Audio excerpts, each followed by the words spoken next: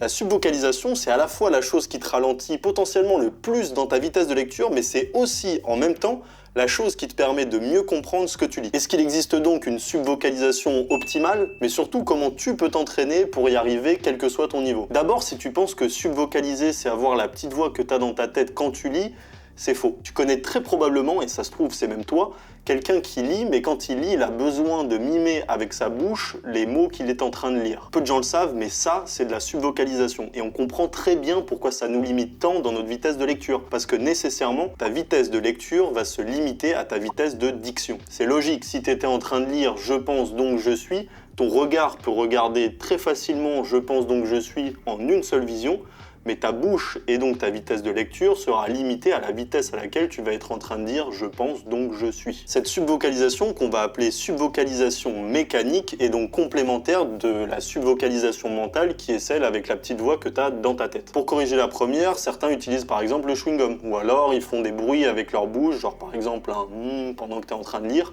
et qui va fermer ta bouche, va l'obliger à la rester fermée, et donc ça va t'empêcher de faire cette subvocalisation dite mécanique. Par contre, là où il y a un problème, c'est sur la subvocalisation mentale. Et quand on voit toutes les vidéos qu'il y a sur internet pour supprimer cette subvocalisation dite mentale, on se demande pourquoi c'est un si gros problème pour lire plus rapidement. Sauf que là aussi, c'est un mythe. Et tous ceux qui vous disent de supprimer purement et simplement cette subvocalisation mentale pour pouvoir lire plus vite, vous mentent. La plupart des études en neurosciences estiment que si vous supprimez purement et simplement cette subvocalisation mentale, vous allez avoir une perte de compréhension de près de 10 à 20%. Mais, et c'est là que c'est intéressant, si elle n'est pas supprimée, elle peut cependant être accélérée. Et c'est là où je vous donne toutes mes astuces pour le mettre en place. La première et celle que je conseille le plus souvent, c'est de mettre de la musique de fond. Vous choisissez de la musique instrumentale, pas trop forte, à un rythme relativement soutenu, de la musique classique, du jazz, sans parole, et j'insiste sur l'absence de parole, sinon ça va vous déconcentrer.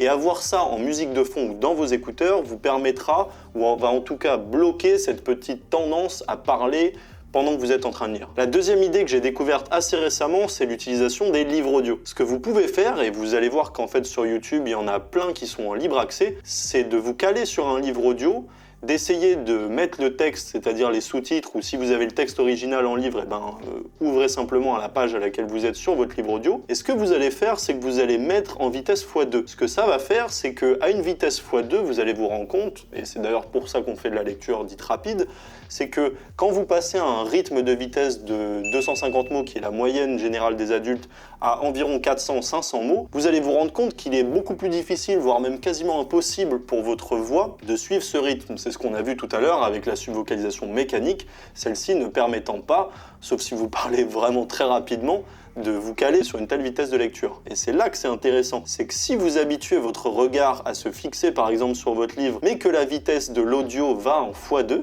vous allez automatiquement vous caler sur une vitesse de lecture qui va vous empêcher de subvocaliser mentalement et aussi mécaniquement comme on l'a vu. Et ça, si vous arrivez à prendre cette habitude et à trouver ce type d'entraînement assez souvent, vous allez tout simplement réussir à terme à l'accélérer, à la diminuer. Une dernière astuce qui peut être très utile, que je n'ai pas essayé mais qui a été appuyée par une étude américaine et plusieurs podcasteurs américains, c'est l'idée de tapoter avec ses doigts sur le support sur lequel vous êtes en train de lire, ça peut être votre table par exemple.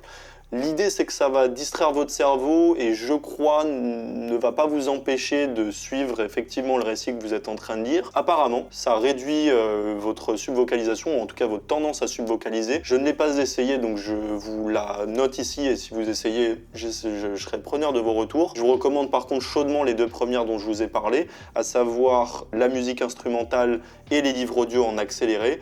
C'est très intéressant, notamment pour ceux qui ont des problèmes d'attention, j'y pense de temps en temps, et aussi pour les dyslexiques, ça peut toujours être utile et c'est des choses que j'ai beaucoup utilisées et qui ont été très efficaces pour moi. J'espère que cette petite remise au point vous a été utile, je vous dis à la semaine prochaine et à très vite.